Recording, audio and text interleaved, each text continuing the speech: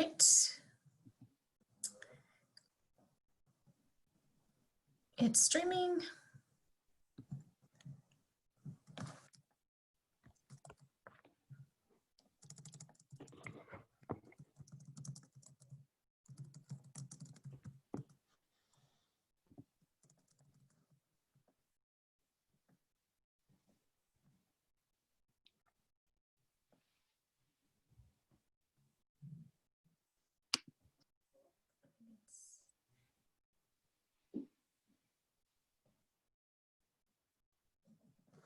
Right. Welcome everyone. Good evening.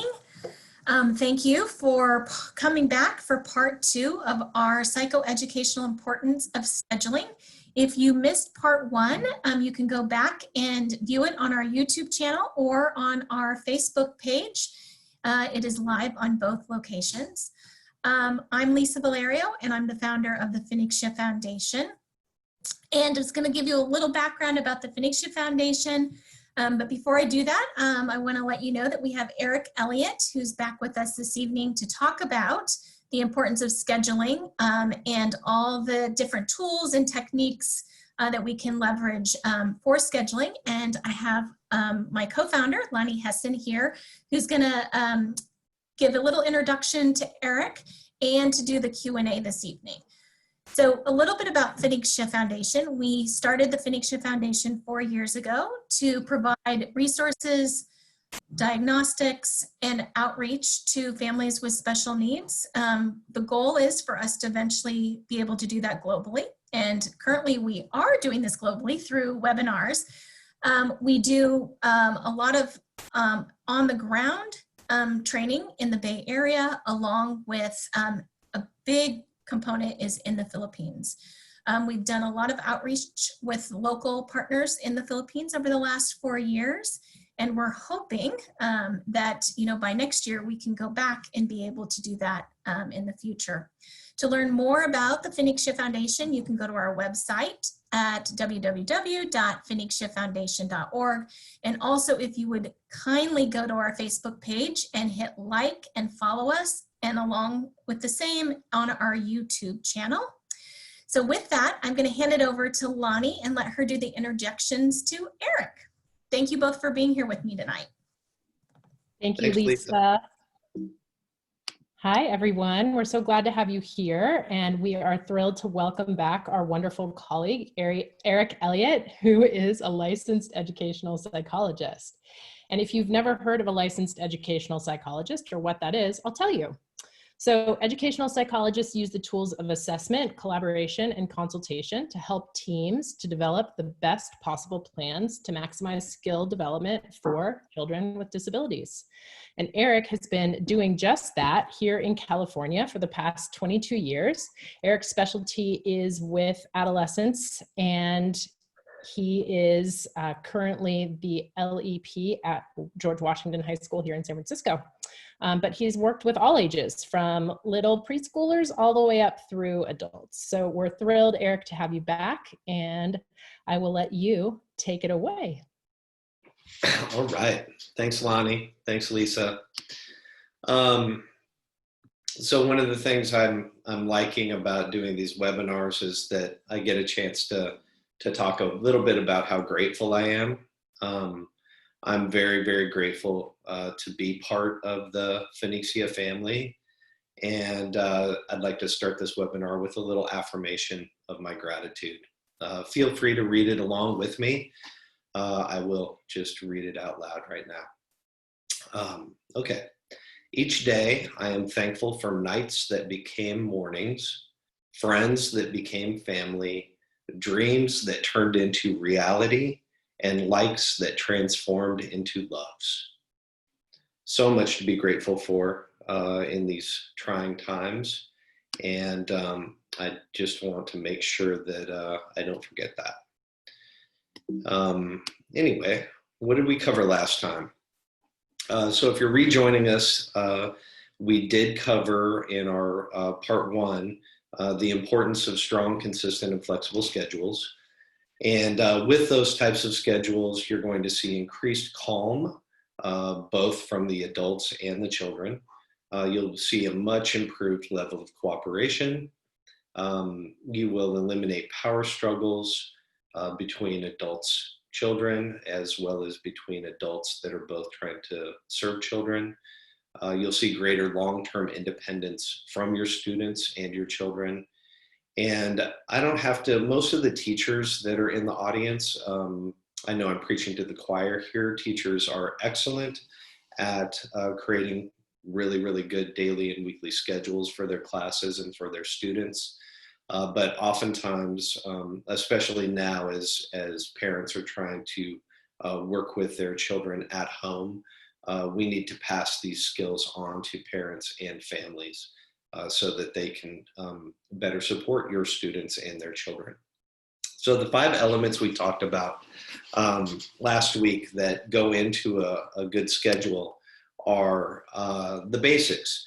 And the basics are, you know, what they sound like. They are eating, sleeping, cleaning, doing chores, all of those things that go into, you know, a typical routine around the house.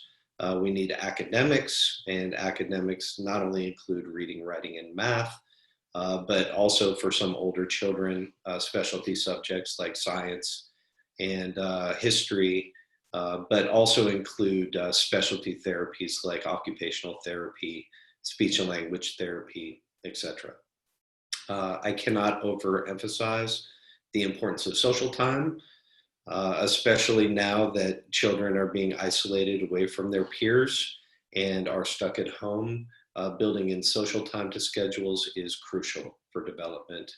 Exercise also unbelievably crucial. And if you've been following our Phoenixia series on play with Dr. Francis DiMolanta, you are gaining a more full understanding of how important play is and the power of play, especially using Dr. DiMolanta's SMART approach to play. So anyway, one of the things that came up, questions from last week, and we're hoping to address these this week in this follow-up webinar, how to develop schedules for different age groups. What do you do if your child and or student is resistant to being scheduled or schedules? And how can a child use a schedule if they can't read? Those are just a few of the important questions that came up last week, and we will be addressing all of those in this week's webinar. So some of the scheduling challenges that you'll see as you're trying to schedule your child, many children are resistant, behaviorally resistant to change. And also you'll sometimes see a lot of resistance to adding in more challenging tasks to a daily schedule. So we'll be talking about how to handle behavioral resistance today. We'll also be talking about how to ensure access to a schedule. Some children and students can't read, or, you know, either based on their developmental level or based on the fact that their disability has limited their reading development. And so some children will need pictures or some other mode to communicate a schedule. And I think we can all acknowledge, those of us who are parents, that the variability of a parent schedule when parents are responsible for ensuring the consistency of a schedule at home is a key element to the success of a child's schedule. And when parents have to work or their schedule, parent schedules change from day to day, teaching children how to be flexible and how to have built-in flexibility into daily and weekly schedules is key, not only to the child's sanity, but also to the parent's sanity and to the long-term success of a schedule. All right, so here we go. Let's start with managing scheduling challenges. So behavioral resistance. So here we have a student. This is all teachers' ideal student, sitting quietly, smiling, happy, learning, asking questions. But when students are faced with new or challenging information that they don't really understand, including for many children, a schedule, a daily or a weekly schedule, sometimes we will get a big no. When we ask a student to transfer or transition from one task to another, we may get a no rather than a yes, which is what we want. And so when we get a no from our children, the questions that we have to be asking are, is this a won't do no, or is this a can't do no? Because they're oftentimes very different. A won't do no is a child is resisting the imposed structure of a schedule. Or maybe they're just resistant to change or resistant to disruption of their routine. And so their reflex is just to say no when they're asked to do something that they're unfamiliar with. And we'll talk about how to handle that. Typically, we address the won't do's with behavioral rewards. The can't do's are a little bit more complicated because a can't do is more about, is the child able to understand what's being asked of them in the schedule? And do they maybe need to be taught a little bit more about what a schedule is in order to move from a no to a yes? So that's what we're looking for, is the big yes and happy, smiling students learning and raising their hands. Ensuring access. So here we have a picture of a student reading, happily reading. But what if the student, as one of the questions from last week came up, can't read? Or maybe the information that they're being asked to read in their daily schedule or weekly schedule, it includes words that are beyond their learning. And so they're, instead of moving along, they are stuck and instead just have a ton of questions. And we're going to talk about how to address that today. One of the things I just want to get into a little bit before we start talking about some of the tools is the flexibility piece. So, let's say that if you were here with us last week, we went through a full day schedule for a 7 to 9-year-old. And let's say that one of the items in a daily schedule on a Monday is from 9:30 to 10 a.m., reading a school assignment with mom or dad. But what happens if mom and dad have to work on that particular Monday and they're not available? What do? Do we just throw it out the window and say, forget it, we're just not going to do that at all? Well, I think what we need to focus on rather is the importance of the task, that we want to make sure that our children and our students are getting these important tasks in their daily and weekly schedules. So what we did here is we just moved it to Tuesday. Maybe mom or dad doesn't have to work on a Tuesday, and so we can slot this task in on a Tuesday. Let's say mom and dad have to work all week at that 9:30 to 10 a.m. slot. Then maybe what we do instead is we find someone else in the household to take over that task on the child's schedule. So what we did this way is we substituted mom and dad with grandparents. But it could be really anybody in the house, an older sibling, an aunt, an uncle, anyone. But this keeps it on Monday, keeps the schedule intact, and instead has the task being delivered from a different person. Or maybe you just have to move it to a different time during the day. But I can't emphasize enough that if a task is on a schedule, then it's a task that you really want your child or your student to complete.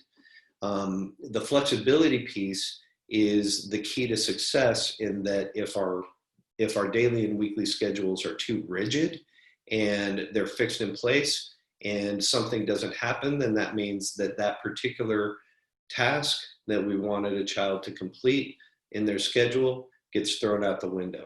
But if we're flexible and we switch the time or the day or the people that are delivering the task, then we can find a lot more success.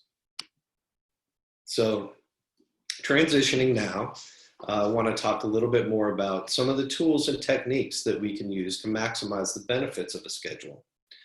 So we're going to talk a little bit about visual schedules. Picture exchange communication systems are systems where nonverbal children or children that have limited verbal abilities can use picture icons to move from one task to another over the course of their school day. First then tools are incredibly useful, and I'll show you how to do those for breaking individual tasks or the transition from one task to another over the course of the day down for students, and are really, really great for the initial introduction of transitions from one task to another. Yes, no, and choice boards are also very good for either nonverbal or limited verbal students. Choice boards can be fun. They can be turned into games as well. And I think doing yes, no, and choice also empowers students to become more independent in adopting their schedule and taking charge of their own schedule. And then finally, I want to talk about the power of praise. Positive praise is just unbeatable when it comes from parents and loved ones, and building in reward systems to help promote the ongoing positive behavior of our kids is something that will go a long way towards transitioning our students and our children to a scheduled system. So what I included here is some things that I just pulled off the web. And these are there are so many things that you can find out there if you just Google visual schedules and icons. But these are just some examples of some things that are out there. They show some of the icons that are out there in the world, and they show kind of the order that daily routines can be set up in. And I'm just encouraging people to look at some of these things that are out there, because what you'll do is you'll take some of these icons, and then depending on your child's age level and skill level, you'll pull some of these icons. And if you can't print them out, let's say you don't have a printer, then you can look at some of these things to get some ideas on what you could draw. So these, again, are to maximize access to daily schedules. So instead of, let's say this is a preschool schedule, right, where you have activity time, circle time, snack time, etc., and so on. But if you have a child that doesn't read and can't read activity, then you want to put an icon that they recognize next to those words. And in this case, it's an icon with a child playing with blocks.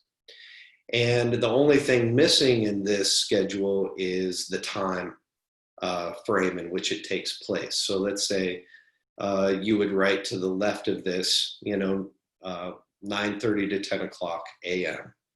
And then when a child completes the activity that's been set out for them, then you can just cross that off, and they're able to see that they've completed that task. Circle time is typically taking places in school, so I skipped that one, but let's say you move on to snack time. They eat their snack in their set amount of time, you check that off. Wiggle time, another word for exercise, get those little wiggles out.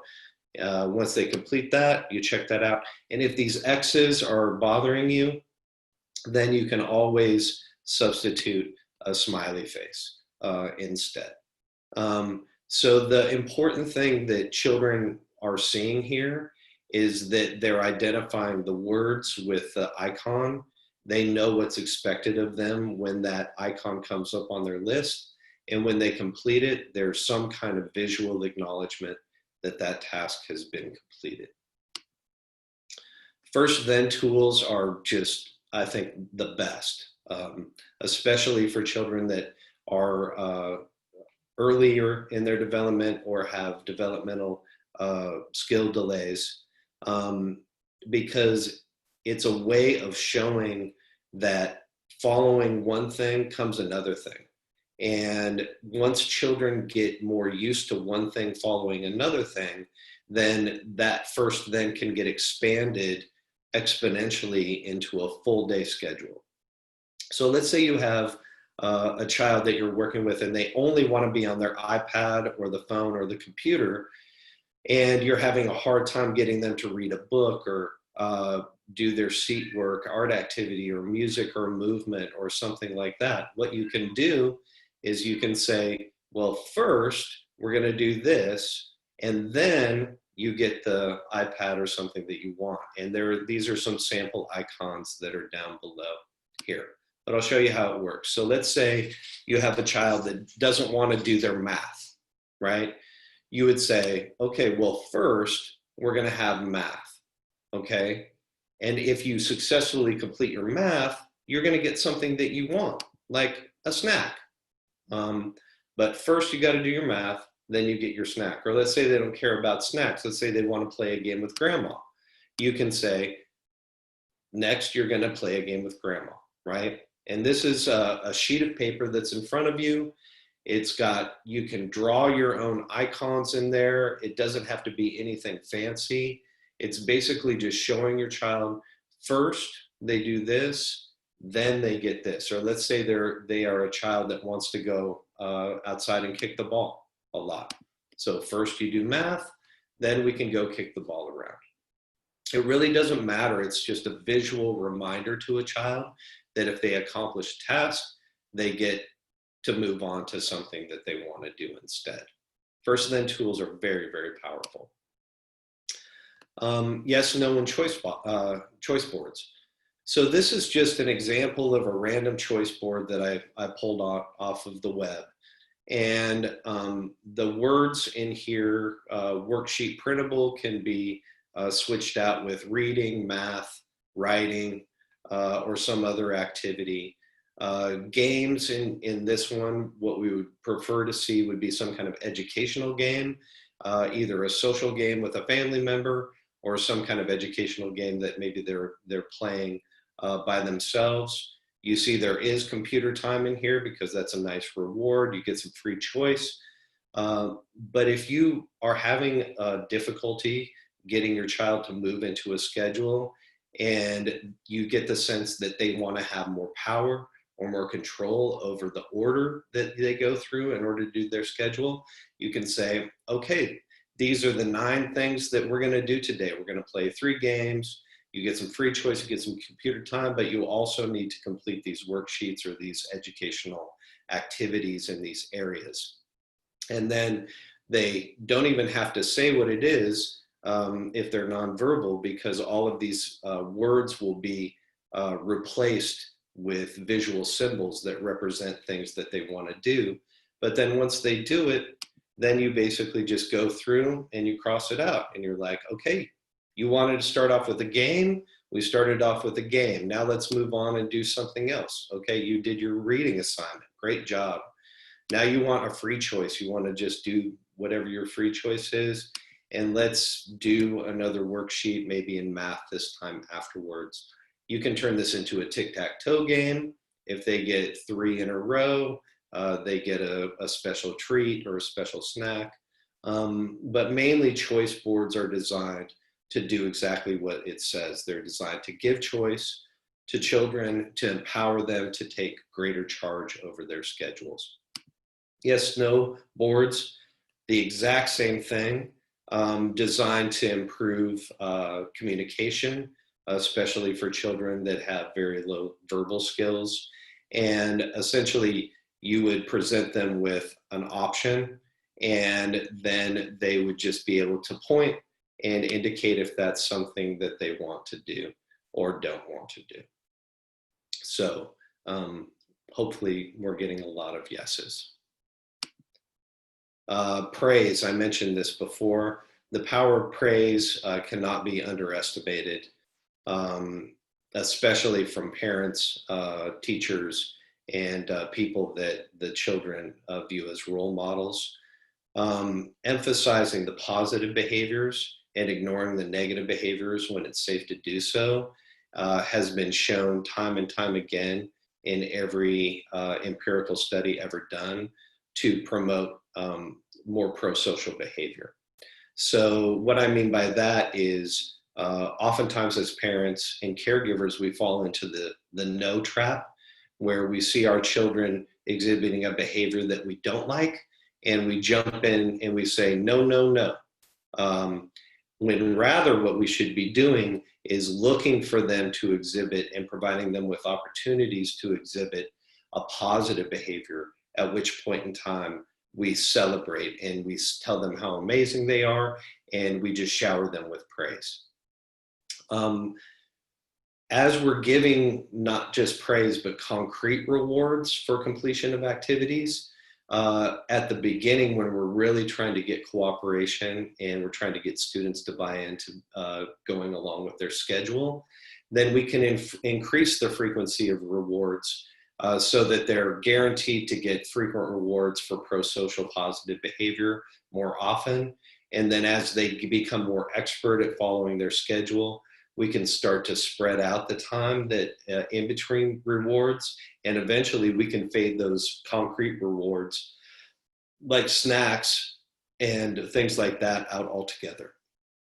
So this is, again, just a standard visual chart that can be used with children to get them to go along and exhibit positive behaviors. So right up at the top, what is your child or what is your student working for? So I know a lot of children want to work for iPad or video games or something like that. So you put that right at the top. I am working for computer time, right? Now, in order for them to get the computer time, if we're using a sheet like this, they have to get 10 stars. But you might shrink that down. You might make it only 3 stars or 5 stars, you know, whatever you think that your kid can handle to maximize the potential of them being successful, especially at the beginning. You want to just shower them with stars right off the bat. Like every time they're cooperative, every time they do something nice and pro-social, you just shower them, just star after star after star. And then they start to really feel the momentum of their positive behavior, and they really get into, you know, how cooperative they're being and moving along with their schedule. And then, you know, you just really emphasize the last couple of stars, like, you know what, you've done such an amazing job. You're going to earn your reward. And look, you got all 10 stars, and yay, you get to have your computer time or iPad time or whatever it is that they want to do. The most important thing about rewards is that they're highly, highly desirable by the children and the students. So this is just an example of a very, very basic behavior sheet that can be used on a daily basis with any student. And again, it doesn't have to be fancy. If you don't have the technology to do it, you can just get a piece of paper. You can say, I am working for, and you can draw a picture of what they want. And then you can just make handwritten stars, however many you want to do. It should not be more than 10, especially, you know, because children have a hard time extending their attention towards accomplishing a task. But, you know, however many you think that they can do really easily that first day, and then maybe you can add more stars down the road to make it a little bit more challenging and test them. So when I was, you know, looking at this stuff and developing this webinar, and I wanted to find visual schedules or things to print out with different icons, I literally Googled exactly these words, visual schedules, free printables, and there were hundreds of free icons out there that could be used in a visual schedule. Someone last week was asking about age levels for not only daily and weekly schedules, but also for applicable to this for developing visual schedules.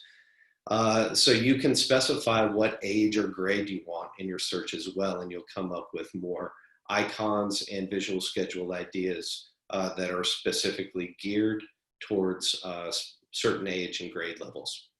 If you know, while we love having you here for our Phoenicia presentations, there are just as you probably know, hundreds and thousands of other people out there in the world that are doing things like this and talking about using visual schedules. So just do more searches. I found videos of moms that literally were sitting down with their children, developing a homemade visual schedule. Not super long, maybe 5 to 10 minutes, but it might be really, really helpful for some of you that are trying to figure out how to do this and how to get this going with your own children. And of course, in terms of materials, all of this goes not just for visual schedules, but choice boards, reward systems, etc. Some other helpful tools as you're trying to manage behavior and build in successful schedules for your children and your students. Timers is probably the biggest one. If your kid needs a break between tasks, you can say, okay, I'm going to set the timer for 1 minute. And when the timer goes off, we're going to transition to this next task. A lot of children do really, really well with those kinds of timers. Or alternately, if they're building up to doing longer and longer tasks, you can say, okay, we're going to start you with 5 minutes of reading. Go. I'm going to set a 5-minute timer. We're going to read for 5 minutes. If you do that successfully, maybe you get a star on your behavior chart, and we move on to the next task. Social stories to front load expectations around schedules is so, so helpful. So before you sit down with your child and just slap a giant complicated schedule in front of them and start kind of having power struggles about whether or not that schedule is going to work, you can spend an entire week telling stories to your child about how they're going to get their very own daily schedule, and the schedule is going to have reading and playtime and exercise and game time with grandma and all of these other kinds of things in it. And if they are successful with their schedule, they're going to earn special treats or rewards like time on the iPad or the computer. And at the end, they're going to eventually be able to do their schedule all by themselves, completely independently. If you start with a story like that and tell it every day for a week, then when you do sit down with your children and share a schedule and try and get them to do their own schedule, they are going to be so much more successful with that. The other and last helpful tool I have for you today is making sure that you've got quiet places, either in your where you live or quiet places in your schedule. Some time just to take a little bit of quiet meditative time can be helpful, not just for our children and our students, but also very, very helpful for our adults. If you were with us last week, we really emphasized that the adults in the equation, the parents and the teachers, do whatever they can to make sure that they get a little bit of quiet time or self-care time in their daily schedule so that their batteries can stay charged, because the healthier and more charged up parents are, the better they're going to be equipped to help support their children and their students. So that's it. Hey, that's all I've got for you today. So I think if there are any questions out there, we can spend a little bit of time on questions. But as I said before, just a pleasure being here. And thanks again, Phoenixia, for having me. Eric, thank you. That was excellent. We were so happy to have you present this second part. And I know we have a lot of folks watching on Facebook, which is awesome. So thank you for being here both live on Zoom and on Facebook watching. And if there are questions, we'd be happy to answer them. I have one question that I would like to ask. Mm-hmm. And I'm wondering, you mentioned, ignoring sort of those unwanted and less desired behaviors and really, focusing on the positive and desired behaviors. But I'm wondering if you might be able to speak a little bit to, if a child is, having a moment and stop, what kind of language can you use to help that child to kind of turn it around to a more expected behavior? Yeah, those can be some really tricky situations, I think, as we all know. So from the adult perspective, I think the most important thing to remember when you have a child that is maybe throwing a little bit of a temper tantrum or resisting in some way part of their schedule, that it's really important for the adults to stay calm. That, you know, our children are going to really feed off of our emotional output. And so the more excitable we are and the more upset we are about their lack of compliance, the less likely it is that they're going to eventually calm down and get back into their scheduled routine. I also think it's important to remember that we're going to see a lot more of these emotional flare-ups when we're first starting to build in a more robust schedule into our children's lives. If we have a child that has been spending days, weeks, or months just playing video games, expecting them to just like that switch from doing that every day to doing a schedule that includes reading, writing, and math and other activities, then I think we're setting a very unrealistic expectation for ourselves. And that maybe what the adult in the situation needs to do is they need to scale their schedule back and only look at it from, you know, a first then. Like, let's just use the first then board in a situation like that, where we're basically saying, okay, you really want to play the computer, but we need to do these other things as well. So I'm not taking the computer away permanently. I'm just saying we're going to put the computer over here now while we do this activity first. And then if you do this activity first, then you get some time on the computer. And that's how we start to kind of break down some of that resistance and some of those old patterns of behavior. But, you know, I would say the most important thing is stay calm. Secondly, just state what your expectations are as clearly and calmly as you possibly can. And use the schedule or first then boards or other tools that you have in your tool belt, like a timer, to let the child know that that whatever it is that's being taken away from them isn't being taken away from them permanently.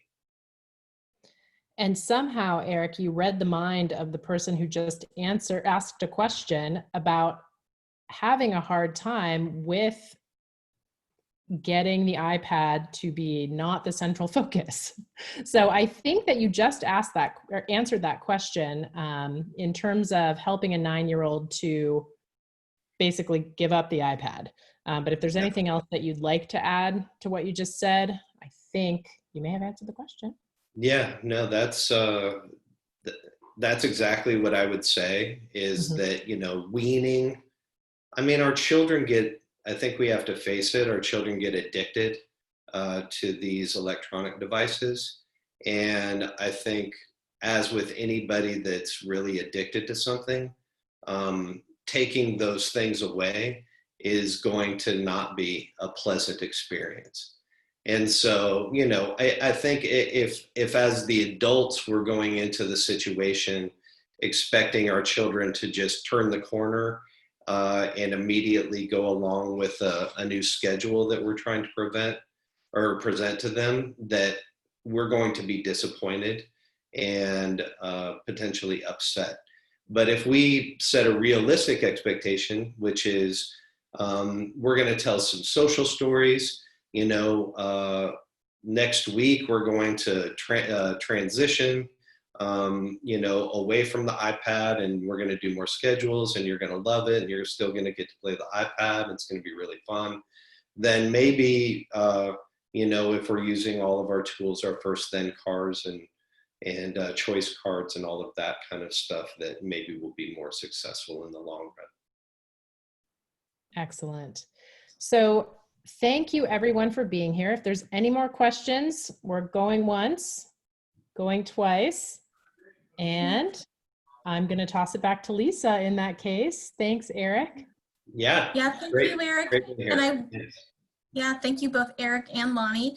And I will look into, I see quite a few messages on Facebook that folks have had a hard time getting into Zoom this evening. And so I will need to look into that and figure out why that is the case. But I'm so glad all of you have joined on Facebook. And if you do have any other questions that may not have got answered here, please go to our Facebook Messenger. Feel free to just messenger us. If you weren't able to, feel like on Facebook in the comment section to ask your question, we would be more than willing to, get back to you that way. And thanks everyone. It's been so great, Eric, having you, and we look forward to having you come back. I think we're working on a little series that maybe come fall or early next year for you to come back and do some more workshops with us, and webinars. So thank you very much, and we look forward to seeing everybody on Sunday evening for Dr. DiMolanta's next session, which I believe is reading. So it is reading, which will be Sunday night. It'll be Sunday night here, Monday morning in the Philippines. So look forward to seeing you all then. Please spread the word, and we will see all of you next week. Take care. Bye. Thanks, everyone. Bye. Bye.